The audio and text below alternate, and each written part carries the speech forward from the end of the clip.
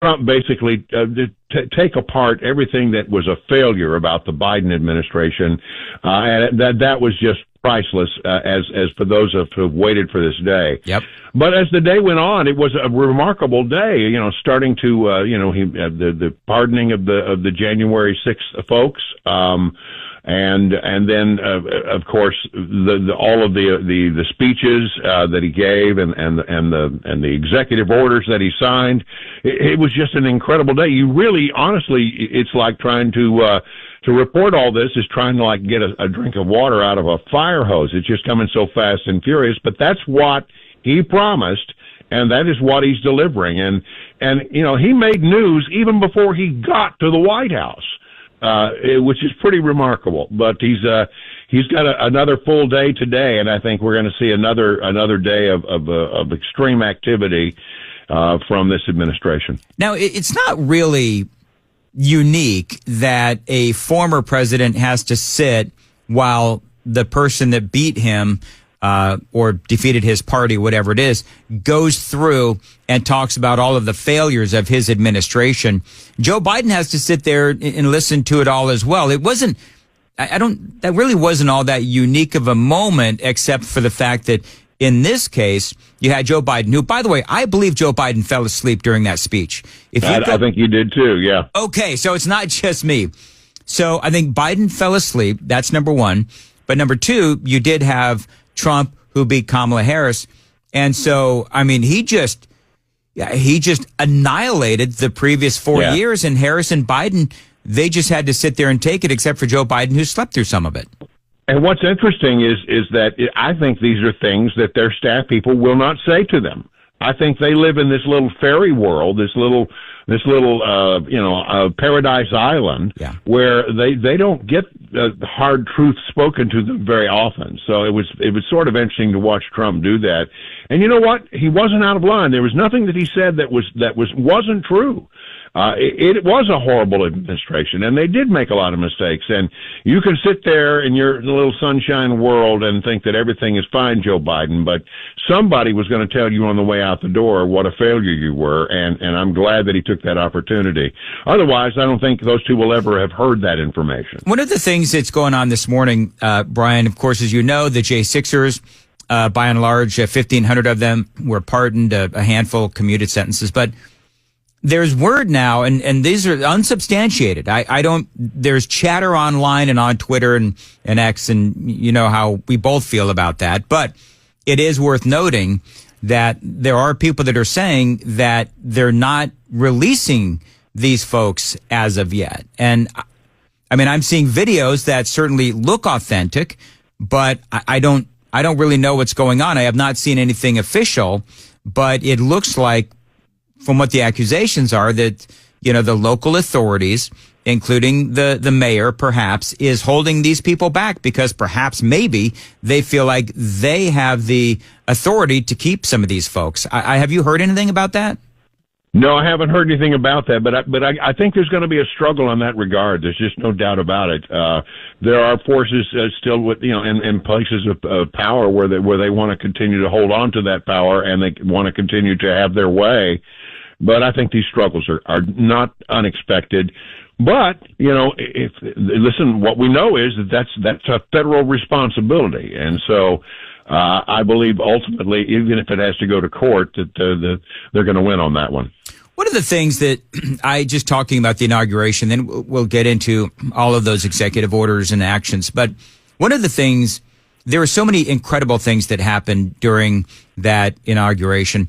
One of the things that made me tear up was J.D. Vance and his kids coming up to the podium. That was just amazing. A great little moment there, wasn't it? Where, these little young'uns are escorted out by a big guy dressed in marine dress uniform. That was quite great. Well, and I love that. And Brian, you had Usha holding the Bible in one hand and a kid in the other hand. And I mean, she is amazing. Yeah. Well, and truly, again, those moments were just great. Much is being said about the fact that Carrie Underwood saved the day. There was a great moment. Oh, did you hear about this? Yep. She had some instrumentation that was supposed to play out pre-recorded background with, I guess with an orchestra and the whole nine yards that she was going to have as sort of the backdrop, and the tape wouldn't play or the sound wouldn't come out. I don't know what happened. So she just sang it a cappella, and everybody in the room, and I can only imagine what it must have sounded like in that fantastic rotunda, where the acoustics and the reverb would just be remarkable to hear everybody singing along with it. What a moment. And Brian, I've got that audio. First of all, this is when the music just stopped. And it just stopped, and everybody is like awkwardly looking around, except for, of course, this will not surprise you, Brian Wilson. Bill Clinton was laughing. So you had that moment, and then Carrie Underwood, she does sing it a cappella. Brian, it was an amazing moment. If you know the words, help me out here. Oh, beautiful for spacious skies, for amber waves of grain, for purple mountain majesties above the fruitlit plain. America, America, God shed His grace on thee, and crown thy good with brotherhood from sea to shining sea. I mean, Brian, just amazing. That's perfection, isn't it? And if you're an American, and that doesn't bring a little close your throat to close up a little bit and your eyes to water, then you're not really. I don't know what's wrong with you. Brian, I admitted That's earlier in the pretty powerful broadcast, stuff right there. I was fanning my eyes, man, and every time I hear it.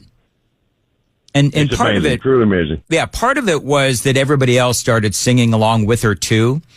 And so I think, and listen, I've not always been the biggest Carrie Underwood fan. That has completely changed.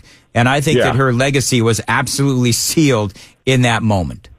Yeah, anybody who wants to throw any criticism in the direction of Carrie Underwood, she's going to have to stand in front of a lot of people who will support that, and thought it was a tremendous moment. It was one of the really nice, warm moments of the day on a very cold day in Washington, D.C. Absolutely. Brian Wilson is joining us on Super Talk 99.7 WTN, going to talk about some of these executive orders and some other things as well with Brian coming up next. It is 7:15, time to check the roads on WTN. 7:15, Nashville's Morning News on Super Talk 99.7. As far as your weather today, a high of 24, really, really cold.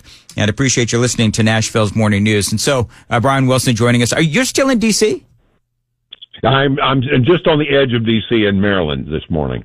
All right, very good. Some local news, if I may, just very quickly. Senator Marsha Blackburn, I know that you've spent some time with her over the last couple of days. You know the story about just because you're retired doesn't mean that you keep up with, you're not keeping up with the news. And so Axios and other places now reporting that the senator is very much considering a run for the governorship after Bill Lee. This is what she has said. We have been so encouraged by people to look at this race and to seriously consider it. I have told them that once we get past today, I will give it all serious consideration. I am so honored that so many of our elected officials in the state and our state legislature have asked me to give it consideration, and we will do that. So apparently there's a lot of recruiting to hear that comment there. And Brian, you and I both know how this works, but there's a lot of recruiting going on, and it just seems like there is apparently a movement within the Republican Party to make her the candidate for the Republicans to follow Bill Lee. Well, I think what we're likely to have here, and I had not heard those comments until just now, but what I think what we're likely to hear now is a lot of people sort of staking out that they also are interested. I I know of at least 3 or 4 other people who are very interested in running. So it looks like we're going to have a pretty vibrant primary. And if the idea was we're going to try to, by having Marcia announce early that she's exploring that idea and would be open to that idea, and she's very honored that people are asking her. That's all just part of the game. But I have a feeling that she's not going to, just waltz into it uncontested. I think there are a great number of other candidates that I know of. I spoke to one yesterday who told me, "Oh yeah, I'm definitely going to run." So I'm not at liberty to reveal that one, but it was a pretty interesting revelation to me. And she said, this person told me, said, she thinks she may have it all locked up, but I'm not sure she does. All right. Well, that's going to be interesting because, I mean, she's got such a history here in the state of Tennessee. She's got, such a history there, of course, in the Senate, and now this would just be, one final position that she would have here in the state of Tennessee as the governor. But you're right. There's a lot of other people that are interested in this position. This would be a pretty bloody primary, I believe, because there's a lot of people that absolutely love Marsha Blackburn, Senator Marsha Blackburn, and some people that hate Marsha Blackburn. And so I'm just telling you that there are forces within the conservative movement that also don't like her. So that would be intriguing indeed. All right, very quickly, 7:19 on Super Talk 99.7. Brian, we got about a minute left. Have you ever, in all your years of covering inaugurations, have you ever seen a president just sit there and sign executive order and action after executive order and action in front of 20,000 people? That was a remarkable moment. I mean, let's say one thing you can say about Donald Trump. He's a showman. He likes to put on a good show, and he knew that the audience would lap that up. But think about it. What an interesting moment. Here he is, even before he has made his way to the White House, here he is affecting the change that he said he was going to affect when he ran for office. I mean, here is a man on day one, not even a full day in office, who's accomplished a lot more than you might imagine other presidents have accomplished on their first half days in office. And he's already fulfilling those promises. And what the American people love is somebody who says, this is what I'm going to do, and then you sit back and you watch out, and they go and actually do it. Yep. It's one thing to make a bunch of promises, but it's another thing to make promises and then to follow through on them. And he's already followed through on a great number of the promises that he made. It's amazing. It is absolutely amazing. Talk about not only hitting the ground running, but it warp speed as well. Brian, I've got like 30. It's almost too much. I don't know how we're going to keep up with all of it. I've got 30 seconds. Did we leave anything out? No, I just think a remarkable historical day, and just like everything that has to do with Donald Trump, nothing about Donald Trump's presidency has been done the traditional way. He doesn't come from a traditional background.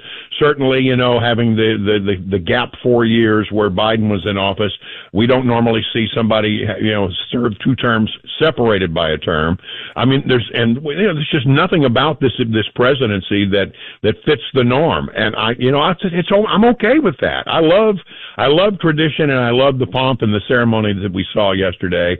But I love the fact that he just does it his own way, and he looks at every single thing and says, "Well, yeah, I know we've always done it that way, but does that way make sense?" And that's what I love about this president. I think that's what a lot of people like about him. He doesn't just accept the status quo. And I think we're in for an interesting 4 years. It's going to be fun to watch. Well, Brian, one of the things that Donald Trump said yesterday. Hold on to your britches. He said, hold on to your britches. Hold on to your britches. It's going to be that kind of a 4 years. Brian, as always, thank you very much for your analysis here on Super Talk 99.7 WTN. Spot on as always. It is 7:21. Joan Jones has the news coming up at 7:30. Joan, what you got? Well, we have breaking news this morning about a prisoner swap that has just been completed this morning. That's coming up at 7:30 on Super Talk 99.7 WTN. Thank you, Joan. It's 7:22. Dan Mandis here for the Glock Store. Now, this is my gun store. It is where I train and where I need to go more often here in 2025, and you do as well. Now, you know that they've got those private shooting rooms and personal instructors, not multiple lanes and some stranger shooting next to you. Now they've got an exciting 2025 new year, new deal just for you. All month long, you can book a shooting session at shoot270.com. Now, I want you to go to shoot270.com, find the video. I actually haven't seen it yet, but I went over there last week and I shot a World War II submachine gun called a Sten. Now, I'd never heard of it. I'd never seen one of these guns, but wow, that was an experience. Now, if you want to have that same experience firing this World War II submachine gun, the Sten, then you book your shooting session, you mention my name, and you get to have that same experience by firing the same gun that I did. Now, that's I don't know what kind of a dollar value that is, but my friends, that is an experience that you will never forget. The incredible, incomparable, shoot270.com, only in Nashville and only at my place to train, the Glock store. Again, find that video at shoot270.com. The Glock store, minutes from the airport and worth the drive from anywhere.